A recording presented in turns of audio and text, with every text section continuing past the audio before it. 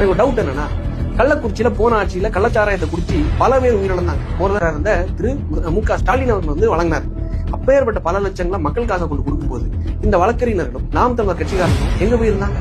அவன் நம்மளோட பணம் இப்படி போய் விரைவானது எந்த டேஷுக்குடா?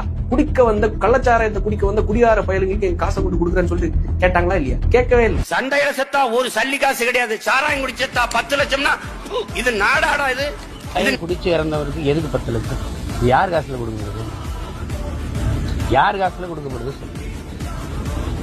குடிக்காதவங்க கொடுக்குற காசுல, வரி காசுல குடிச்சு செத்தவனுக்கு எது கொடுக்குறீங்க?